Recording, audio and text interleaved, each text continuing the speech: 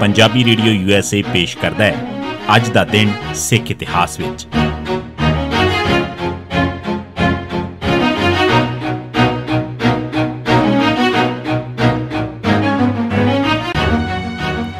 सिख इतिहास दीआं घटनावां 2 नवंबर का दिन 1780 जन्म महाराजा रणजीत सिंह। महाराजा रणजीत सिंह का जन्म 2 नवंबर 1780 के दिन गुजरांवाला विच सरदार महा सिंह के घर होया। महाराजा रणजीत सिंह अपने पिता की मौत मगरों सिर्फ 10 साल की उम्र विच ही मिसल का मुखी बनया। इस मिसल का मोढी सुकरचक जिला गुजरांवाला का भाई देसू पुत्र चौधरी भागमल ते पोता तखतमल सी जो पौल लैके बुढ़ा सिंह बनया सी। इस दे 2 पुत्र सन नौद सिंह ते चंदा सिंह। चंदा सिंह दे वारिस संधावालिया अखवाउंदे हन। 1718 विच बुढ़ा सिंह की मौत हो गई। हुण नौद सिंह इस जत्थे का मुखी बनया। नौद सिंह 1752 विच मर गया।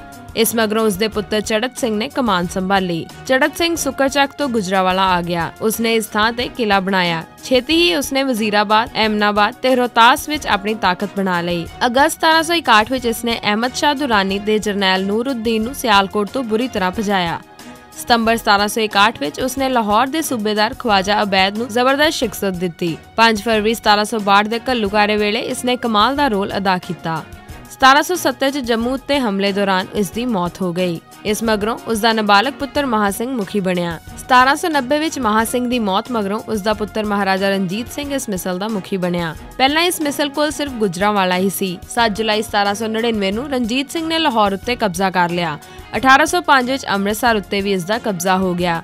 इस मगरों रणजीत सिंह ने एक करके सारियां सिख मिसलों के इलाके खो लए। सिर्फ आलूवालिया मिसल का इलाका ही आजाद रहा जहां सतलुज पारले इलाके इसकी मार तो बच गए। इसने सिख जरनैलों की मदद नाल कसूर, बहावलपुर, अखनूर, डब्बेवालिया मिसल का इलाका, कांगड़ा, गुजरात, खुशाब ते साहिवाल, जम्मू, वजीराबाद, रामगढ़िया मिसल का इलाका, फैजलापुरिया, सिंहपुरिया मिसल का इलाका, नकई मिसल का इलाका, कश्मीर, अटक, कन्हैया मिसल का इलाका, मुल्तान, डेरा गाजी खां, डेरा इस्माइल खां वगैरह सारे इलाके जित लए।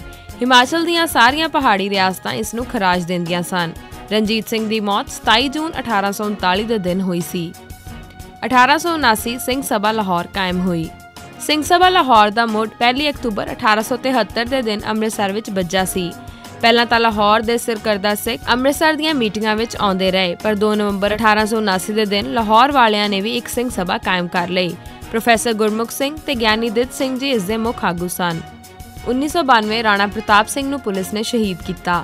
2 नवंबर 1992 के दिन पंजाब पुलिस ने बंबई विच जाके खाड़कू राणा प्रताप सिंह वासी खडूर साहब नूं गोलियां मार के शहीद कर दिता। 1992 असल मुकाबले विच मलकीत सिंह मीता ते रणजीत सिंह शहीद। 2 नवंबर 1992 के दिन बाघा पुराणा नेड़े हुए एक असल मुकाबले विच मलकीत सिंह मीता तलवंडी साबो, रणजीत सिंह मल्लियावाला नेड़े बाघा पुराणा मारे गए। इस मुकाबले विच भी बहुत सारे पुलिसिए मारे गए सन। 1992 मलकीत सिंह कोहाड़ा, गुरमीत कौर, दर्शन सिंह, सुखदेव सिंह, तरसेम सिंह प्यारा सांसी नकली मुकाबले विच शहीद। 2 नवंबर 1992 के दिन पुलिस ने मलकीत सिंह उर्फ बापू पुत्र सरदूल सिंह वासी पंडोरी रमाड़ा नेड़े चबाल ते उसकी पत्नी गुरमीत कौर बेटी मांगा सिंह वासी पंडोरी टट्टूमाल नेड़े चबाल, दर्शन सिंह, सुखदेव सिंह, तरसेम सिंह उर्फ प्यारा सांसी नकली मुकाबलों में शहीद कर दिते। इसी सिख इतिहास दीआं घटनावां 2 नवंबर का दिन सुनते रहो पंजाबी रेडियो USA।